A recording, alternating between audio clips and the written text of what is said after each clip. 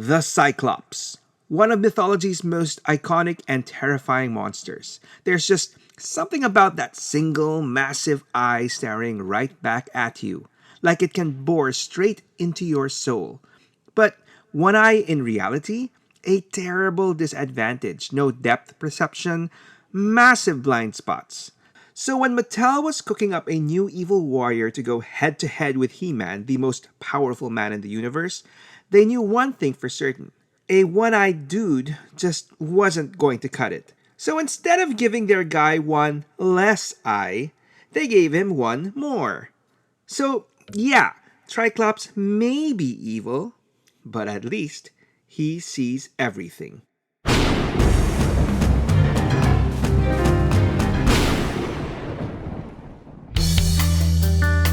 Some people love fantastical creatures, swords and sorcery, the magic and the mythology. Others are all about technology, the machines, the robots, the future. And that's probably a big reason why He-Man and the Masters of the Universe has endured the way it has since it started way back in the 80s. Because it's the perfect marriage of both worlds. Scaly, lizard, and creepy Spider-Man sharing a world with dudes armed with huge metal clamps or steely mechanical necks. There's just something here for everyone. And while plenty of characters in this franchise lean hard into one side or the other, the mystical or the technological, not many actually embody both within themselves. Very few are the living, breathing marriage of sword and sorcery and cold, calculated machinery. And it's one of those guys that I want to get into today.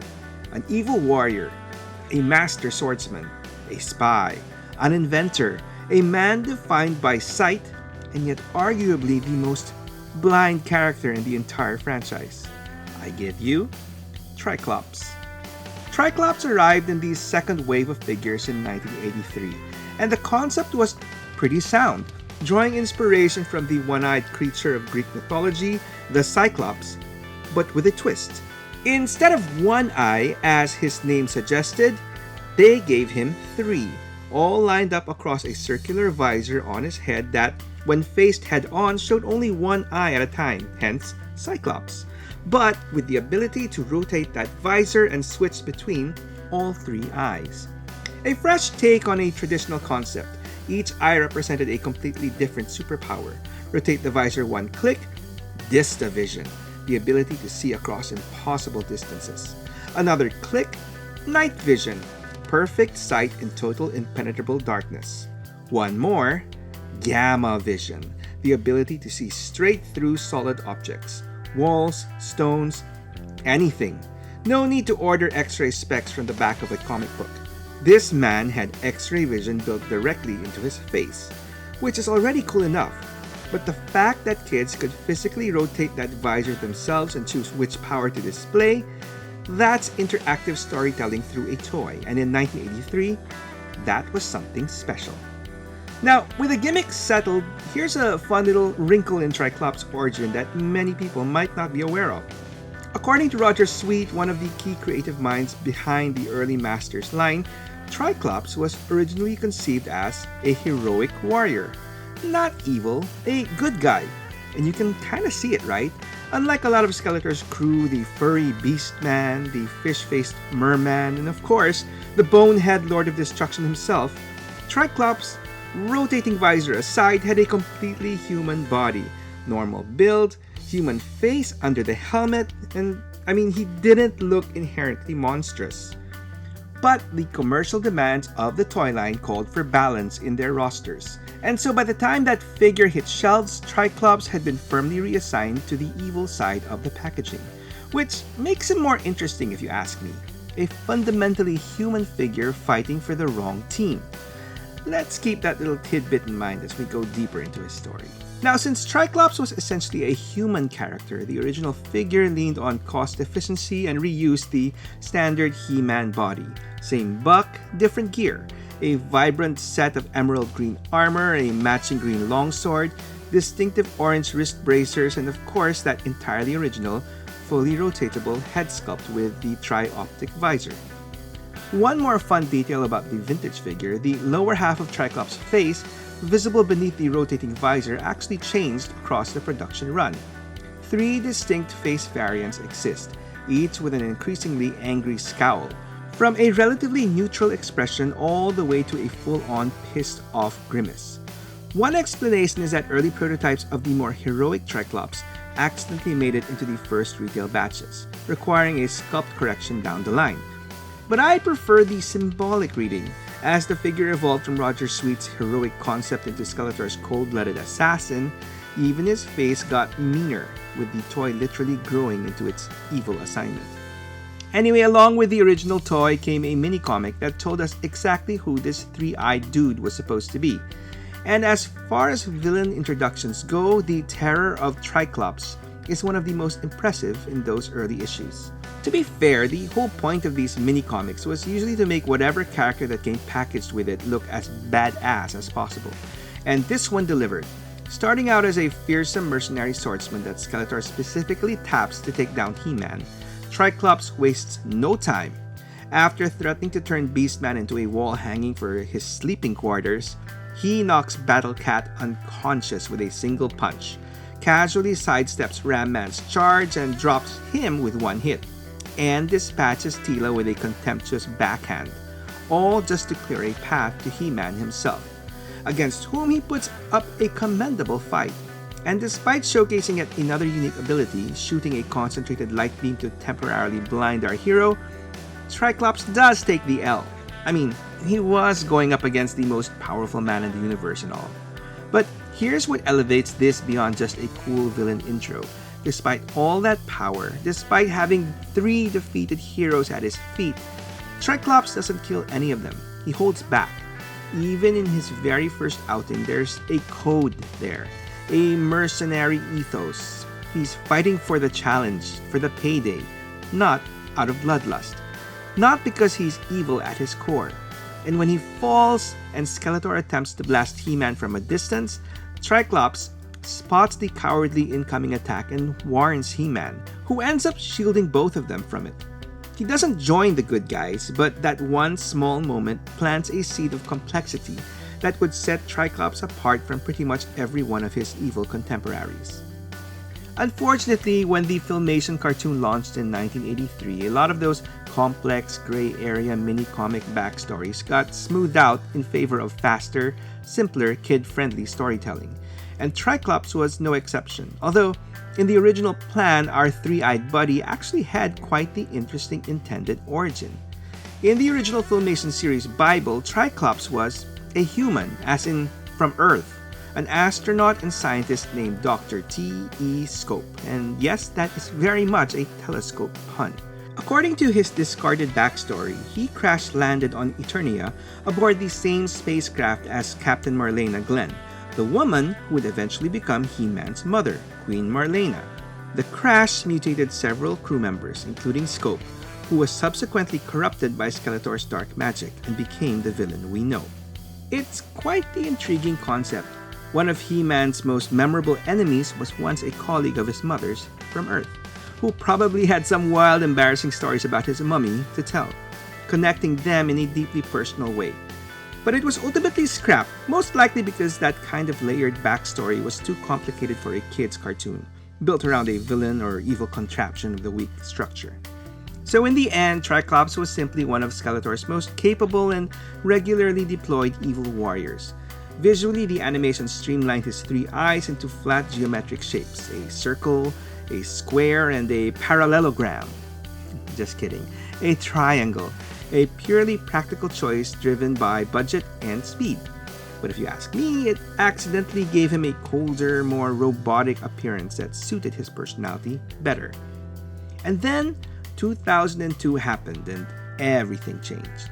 The Mike Young Productions reboot is widely regarded as the most mature and expansive version of Masters of the Universe ever produced, and Tri-Klops is one of the characters who benefits the most from that storytelling upgrade. Although his newly realized origin isn't shown in the cartoon itself, but once again in a prequel comic set in the new continuity, and it's quite tragic. Tri-Klops' real name is revealed as Tridor Esuniux Scope. taking that old Filmation throwaway pun, TE scope, and transforming it into a legitimately cool alien-sounding name. As similarly established in that first mini-comic, Tridor is a skilled swordsman who one day intervenes to save an elderly inventor from an ambush, and pays for the act of heroism with his sight. A dark magic spell cast during the fight leaves him permanently blind. The grateful inventor builds Tridor a specialized helmet to contain the magic and prevent it from spreading further and killing him. And for years, Tridor serves as the fiercely loyal blind guardian of the inventor's research facility, relying entirely on his heightened senses of sound and smell to fight off anyone who threatens the place. It is, for a while, a noble existence. Then a familiar face, at least to us, shows up. Keldor, the ambitious dark sorcerer who would soon become Skeletor. And even before the whole skull face situation, already very much up to no good. He attacks the facility to steal the inventor's technology, fights the blind swordsman to a standstill, and when brute force fails him, he lies. Keldor knocks the helmet from Tridor's head and spins a story, claiming familiarity with the spell and telling Tridor that the inventor never intended the helmet as protection, that he designed it to keep the blinding spell locked in place permanently, to keep Tridor dependent, captive, and loyal, that the inventor had been using him all along. It wasn't true, but Tridor, desperate and furious, believed every word. He turned on the man who had actually saved his life and killed him with a single strike. He betrayed him, which, given his name, is quite apt, at least in my language, because Tridor means traitor in Filipino. As his reward, Keldor presents Tridor with a brand new mechanical tri-optic visor. Except, and here's where it gets really dark, the visor wasn't just a gift, it was a leash, secretly engineered using the dead inventor's own technology and infused with Keldor's dark magic to ensure Tridor's absolute unyielding loyalty. The very instrument of his extraordinary vision was also the instrument of his total subjugation. He had traded one form of captivity for another, and never knew it. Every time Tri-Klops activates his visor, every time he sees the world through those three mechanical eyes, he does it through Skeletor's treachery. Literally. Beyond that rather devastating origin, the 2002 series completely reinvented Tri-Klops' role within Skeletor's operation. He became the chief technologist, running a massive, smoke-filled laboratory deep in the bowels of Snake Mountain, and supplying the evil warriors with vehicles, weapons, and surveillance technology. Speaking of which, his most useful invention, the Doomseekers, small autonomous flying drones that fed real-time intelligence on the Masters back to Snake Mountain. But his most significant creation was a fellow evil warrior, Cronus, one of Keldor's original henchmen, made the rather unwise decision to attempt a mutiny against the newly transformed Skeletor, and paid for it with an obliterated arm and a shattered jaw. Rather than finish him off though, Skeletor literally discarded the problem to Tri-Klops with a simple instruction: fix him. And so he did, rebuilding Cronus in his lab, replacing the destroyed jaw and arm with advanced cybernetic weaponry. And just like that, Trapjaw was born. Tri-Klops didn't just serve Skeletor's army, he built it. Now, while all of that 2000X action firmly establishes Tri-Klops as one of the more consequential figures in Skeletor's operation, arguably his single most world-altering moment comes from not the cartoon at all, but from the pages of DC Comics, specifically the critically acclaimed series He-Man, The Eternity War, published between 2014 and 2016. The overarching story is massive and pretty intense. Hordak and his Dark Horde have successfully seized Castle Grayskull, intending to use the ancient fortress as a weapon to terrorize the entire universe. It's a desperate situation that forces the good guys, He-Man, She-Ra, and Teela, into an unlikely alliance with the Snake Men, of all people. But threading through all of this is Tri-Klops, and this time he's not working for Skeletor. Going back to his original mercenary roots, his services go to the highest bidder, And in this story, that bidder is Hordak.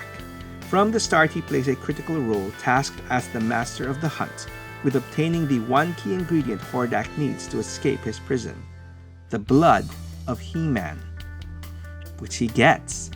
That being said, Tri-Klops' most memorable moment in the series is his showdown with Duncan, Man-at-Arms, the master of technology versus the master of the hunt. Two equals, two sides of the same coin. They clash in a brutal mud and blood brawl through Eternia's tar swamps. And I mean, really brutal. Let's just say if you ever wanted to know what was actually under the visor, this comic answers that question. Graphically. In the end, Tri-Klops wins and a captured Duncan is brainwashed and tortured in the slime pit. A very bad day for the good guys. But here is where the tables turn, because before Duncan was captured, he managed to do something very Duncan. He quietly planted a microscopic explosive device inside the circuitry of Tri-Klops' visor, and when he eventually triggers it, the results are game-changing. Not just for Tri-Klops, but for the entire war. The explosion doesn't just take Tri-Klops out of the fight, it completely destroys the ancient magical shield surrounding Castle Grayskull, the impenetrable barrier that had kept the fortress locked down.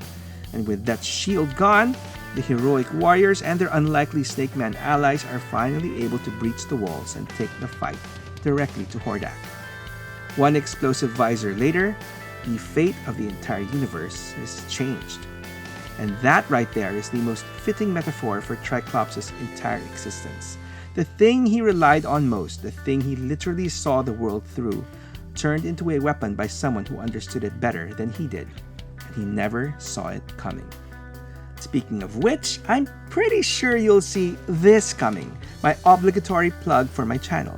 If you like what you're seeing with this video and would like to catch more stories from Grayskull, please do me a solid by giving this video a like, a comment, a share, and a sub to the channel.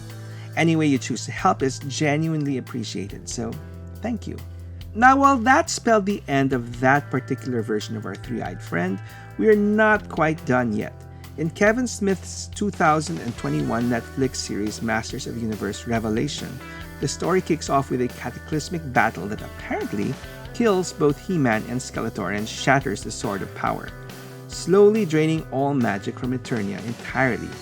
And into that power vacuum steps Tri-Klops, voiced with terrifying messianic intensity by punk rock icon Henry Rollins. Perfect casting if you ask me. I mean, this guy should be doing more voice work. Last I heard, he'd stepped away from music entirely. So, the universe provides. But I digress. With magic dying and the old order collapsed, Tri-Klops makes a decision. He's done. Done with Skeletor, done with magic, done with all of it.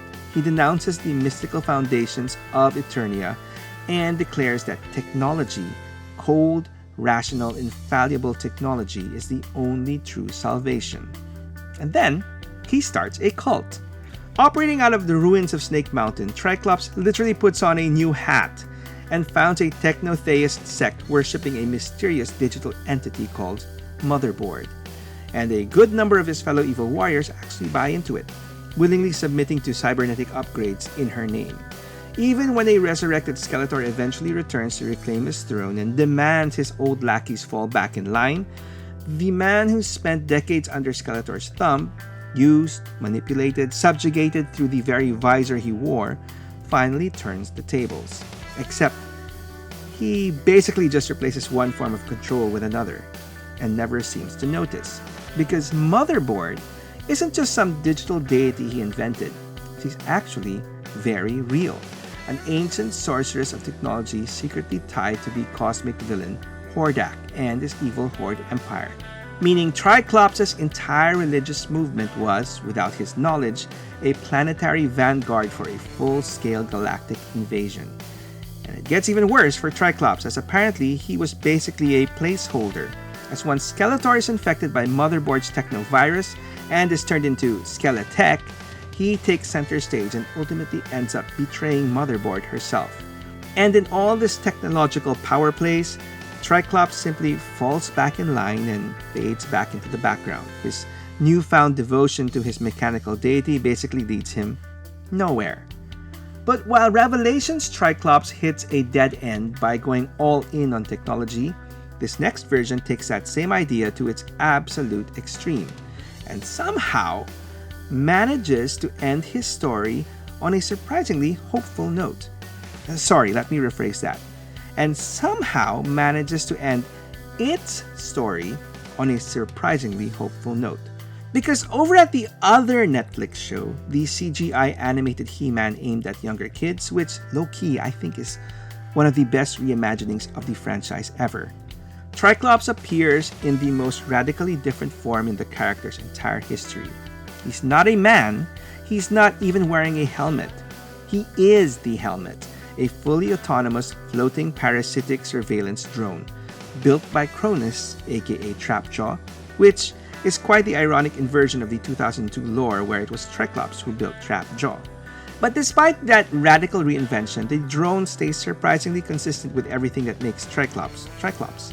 A largely mechanical ring fitted with 3 distinct optic lenses, red, blue, and green, rotating to the front one at a time, each one with its own special power. It can also cloak itself into complete invisibility. But its most dangerous capability? Mind control. The drone latches onto a victim's head, hijacks their nervous system, and takes total control of their body, abilities included. And thanks to that cloaking tech, nobody ever realizes their loved ones are being puppeteered until it's too late, baby. It's too late. Its primary mission is hunting down King Randor, hidden away in the Eternian sewers by the Sorcerer tribe, and it serves as a persistent, creeping threat throughout the entire series, occasionally squaring off against the hero's own floating robot companion, Orc O. Yes, the magical floating disaster is now a robot too. But despite being quite the thorn in the good guy's side, the drone's story ends not with a bang, but with an act of unexpected kindness. Taken down and captured by Duncan, who recognizes the flicker in its eyes as something sentient, and feeling a weird kind of kinship with it, having himself been used and cast aside as a former apprentice of Cronus, he chooses to repair it rather than destroy it. A small, quiet moment, but a fitting one, for a character whose very first toy was originally meant to be a good guy. Having this latest version heavily hinted at returning to the side where he started out from feels like a pretty cool full circle moment. Anyway, since we've touched on the subject, let's talk toys. Starting with the OG, the original 1983 vintage figure. Now, while I covered most of the main details earlier, one additional accessory worth a quick mention is the Warrior's Ring, a chunky, glow-in-the-dark plastic ring with a hinged lid hiding a secret spy compartment inside. Pretty on brand for Skeletor's master spy. What's interesting is that the ring was never originally intended to be a retail accessory at all. It was planned as an exclusive for Masters of the Universe fan club members before Mattel simply decided to just throw it in with a figure. And Tri-Klops wasn't even the only one who got it. Early Trapjaw figures came with one too, which feels right given their rather complicated history across the various continuities. You could say they belong to their own little Who Made Who exclusive club. That being said, that 3-horned skull printed on the top has a story too. Years later, franchise designers repurposed that exact symbol as the official insignia of the Ancient Guardians of Grayskull, a secret order of knights tasked with protecting the immense power of Castle Grayskull across generations. Notable members include the ancient wizard warrior Hero, a mysterious Gar warrior named Illumina, Man-at-Arms, and Tri-Klops himself, before he turned evil, that is, which makes that ring feel a lot less like a random bonus accessory and a lot more like a quiet piece of deliberate storytelling, a good guy symbol packed in with a villain, almost like the toy knew something we didn't. After that original figure, Tri-Klops would return to plastic years later, but in a big way, thanks to the legendary 4 Horsemen Studios, who delivered their own hyper-detailed take for the accompanying 2002 MYP toy line, and then again as a Snake Man variant with silver legs in 2004. Then, when Masters of the Universe Classics rolled around, Tri-Klops was one of the first figures released and one of the first I personally picked up back in 2009. Once again, sculpted by the Four Horsemen, who took that vintage cross-cell artwork from the 80s card back and brought it to life in stunning accuracy. It even came with a cool Easter egg hiding underneath the visor. While not technically designed to be removable, the visor sat just far enough from the face that if you looked closely, you could catch a glimpse of what was underneath. A fully sculpted upper face featuring horrific, surgically sealed eye sockets covered by riveted black metal plates and cybernetic wiring. A gruesome little reward for the curious collector. He also came with a Doomseeker as a nod to the 2002 series, and yes, the glow-in-the-dark Warriors ring made the cut too. Still child-sized, but still a cool inclusion. Next up is the Club Grayskull Tri-Klops, the Filmation cartoon accurate version released by Super 7 in 2018. And look, it's the most straightforward, basic design the character has ever had. Surely not something you could actually mess up, right?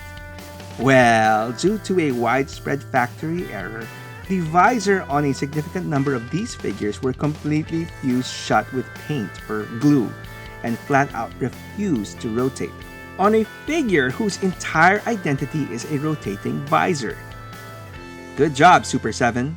Their initial solution? Just dip him in hot water to loosen the glue, which I suppose technically worked, but should any of us really have to boil our own action figures just to get them to function? Eventually, to their credit, they manufactured a brand new replacement rotating visor head and shipped it out to affected customers alongside the next wave as an apology. Better late than never. Then, in 2021, the Origins line gave us a new Tri-Klops, essentially the vintage figure with proper articulation, along with a rather aggressive alternate face, teeth bared and everything. That same year also brought a variant based on his very distinct look from that first mini-comic, and it was the overwhelming winner of a Mattel fan vote. A version worthy of plastic immortality. I mean, he did come this close to taking out the most powerful man in the universe while rocking those olive green and maroon duds, didn't he?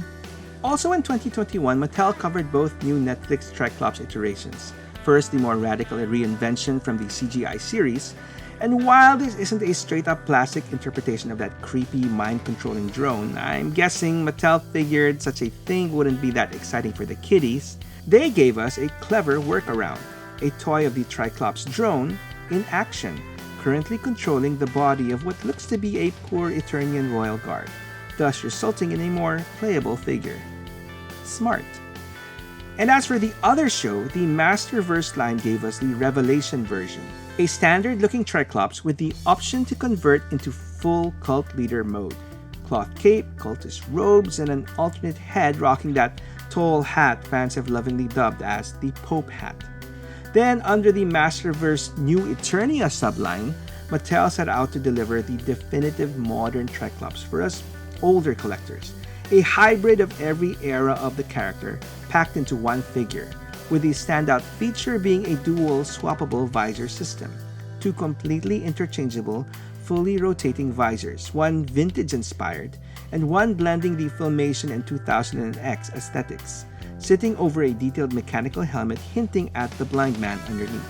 Two swords, dual storage, swappable hands, 30 points of articulation, and a rich metallic forest green finish.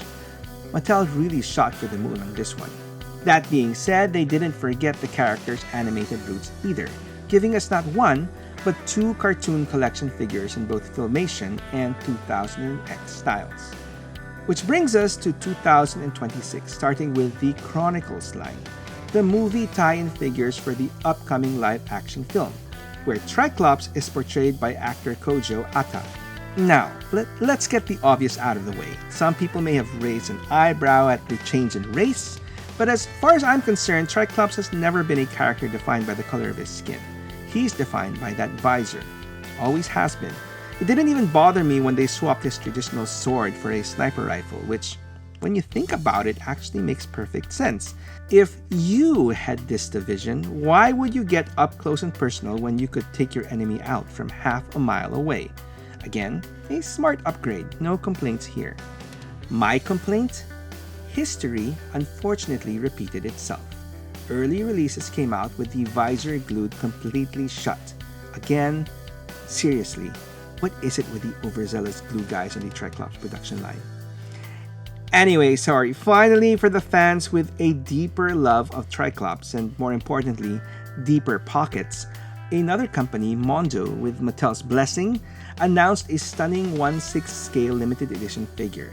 They basically took that classic Tri-Klops design and dialed it up to 11, or in this case, 12, as in 12 inches tall, strictly limited to 2,000 units worldwide, featuring battle-damaged green armor, a faux leather gladiatorial skirt, a fully rotatable visor with translucent red energy blast attachments, a standalone remote spy robot nodding to his 2002 Doomseekers, and 3 interchangeable face portraits: neutral, angry, and full-on rage. Not against the machine though. Quietly echoing those 3 original face variants from the 1983 toy, 43 years later. Another cool full circle moment. So here we are, 4 decades, mini-comics, cartoons, comics, collector lines, Netflix series, and now a live-action film. And across all of it, one thing never changes. Tri-Klops can always see everything. And yet, a mercenary who worked for a manipulator, a noble swordsman tricked into killing the one person who actually tried to help him, given a visor that restored his sight and stole his freedom simultaneously, a master of the hunt whose greatest weapon was turned into a detonator, a cult leader who threw off Skeletor's chains only to immediately chain himself to a digital god, doing to his followers exactly what had been done to him, and never once seeing it. That's the irony. That's the tragedy. The most visually gifted character in the entire Masters of the Universe roster, defined completely, fundamentally at the level of his very name by sight, somehow blind to what mattered most at every single turn. The frustration is palpable. All you want to do is grab Tri-Klops and scream the obvious at him, or better yet, ram some sense into that thick, visor-covered skull of his. And speaking of ramming, have you heard about the guy who literally uses his head to solve all his problems? If you want to know more about the heroic warrior Ram Man, I've got his story right here. Or if you want my latest, that's over here. Either way, thanks for watching, and I hope to hear from you in the comments below. If you could have one of Tri-Klops' eyes, which one would it be? And let's keep those answers out of the gutter with those X-ray vision eyes. Go ahead and tell me your story.